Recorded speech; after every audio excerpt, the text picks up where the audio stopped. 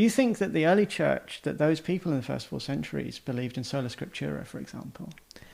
Yeah, that's a great question. I think in a lot of ways we'd have to define sola scriptura, I think, to answer the question adequately. But Not solo scriptura. sure. But even like, do you need a closed canon for it to function? Because if there are questions at the edge of the canon, right, in these centuries, like if you're like not sure about Revelation, are you still working with sola scriptura? Insofar as we could say that Scripture is the revelation of the gospel, if we will, and that it is the primary one, like it is the place, the fountain of that revelation, and that everything else is going to, by nature, coincide with that. If we were defining it in like that way, I would think you could say, sure. When I look at like how St. John Chrysostom speaks of Scripture and how terrible he thinks it is to be ignorant of Scripture, all of these things, I think you can say that Scripture has kind of pride of place, but I don't get a lot of sense that they were working with the same questions, to go back to our thing, that they were at Trent of like tradition versus Scripture. I don't see a lot, and I don't have exhaustive knowledge, certainly, but it seems that it's just taken for granted that things that we might look at now that seem like this looks more on the tradition side than the Scripture side, they just read Scripture that way. Like, and I think there wasn't reading a separation for them between Scripture and tradition, not quite the same way, because the Scripture was the tradition. Right. Scripture was one of the many things that tradition gave us as a gift, and it didn't need to be fundamentally settled which books were in and which books were out, in my view, because Scripture wasn't being depended on as the sole authority. And when there were controversies, those controversies were... Scripture played a role in resolving those controversies. The decision that the bishops made to condemn various people as heretics was always justified by Scripture, but it was still an authoritative decision over and above Scripture. Right. They didn't end up saying, well, if you read the Bible differently, then you can still be part of our church because... whatever. They said, no, we've decided that this is the right way to read the Bible, and if you don't read the Bible this way, then you're out. Yeah, and I will say, I'll make a shameless plug here for the book club that I do, and you can join it through patreon.com/gospelsimplicity. But no, one of the really interesting things in that, we read through the Church Fathers together, and I'm always challenging the people in the group to think about how the fathers are using Scripture in their arguments, or how they're reading Scripture. And one of the biggest differences that I picked up on, and certainly a lot of people in the group, is that, at least in the Protestant world, you're taught a one-way direction from text to doctrine. Right. That you prove doctrine, or even rather, you establish doctrine from text, right? So it goes in that direction.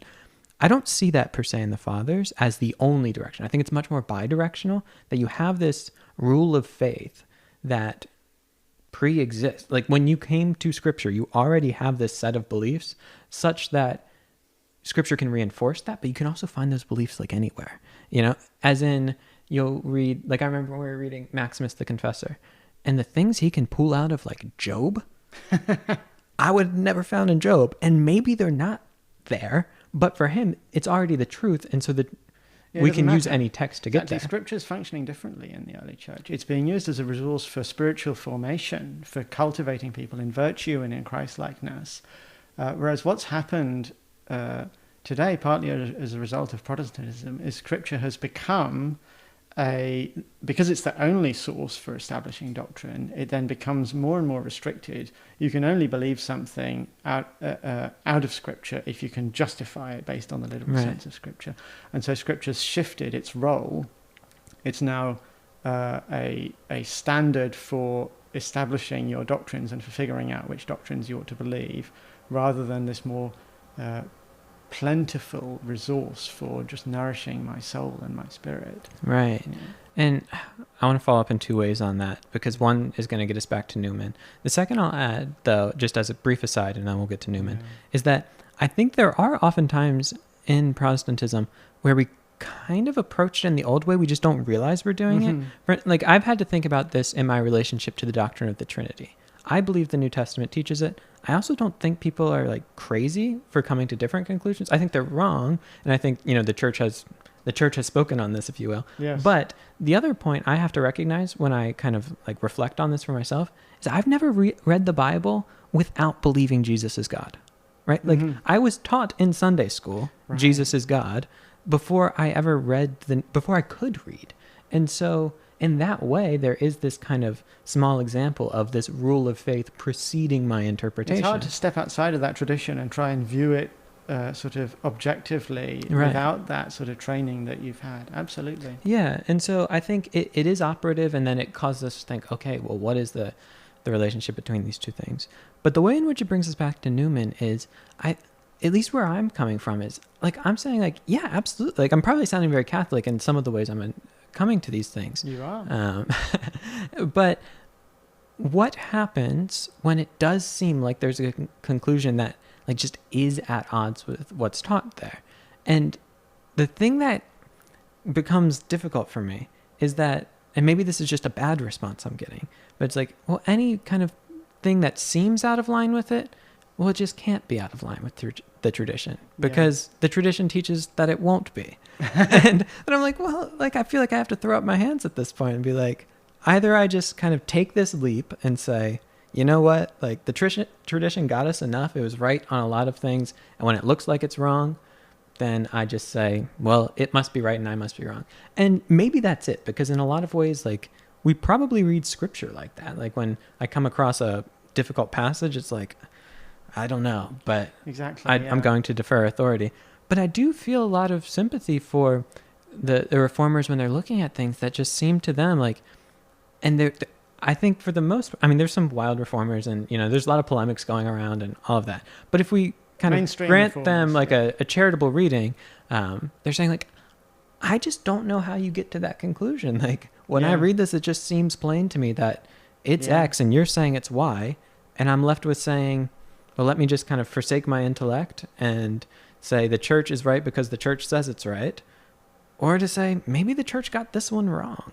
Yeah. That's where it gets difficult. I mean, you can never rule that out, I think. Just like you can never rule out that Christianity as a whole is wrong. Sure. We live by faith.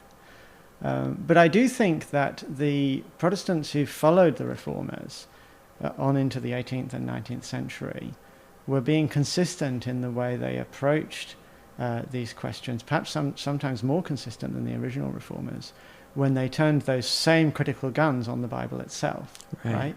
And they said, look, it looks as if the Bible contradicts itself all over the place. And I'm not talking about the kinds of contradictions you find on an atheist blog post. Sure. Yeah, I'm talking about the kinds of contradictions that expert biblical scholars uncover about just seemingly irreconcilable incompatibilities between Paul and Jesus, or between the wisdom literature and the Torah in the Old Testament, or between Chronicles and Kings, those kinds of things.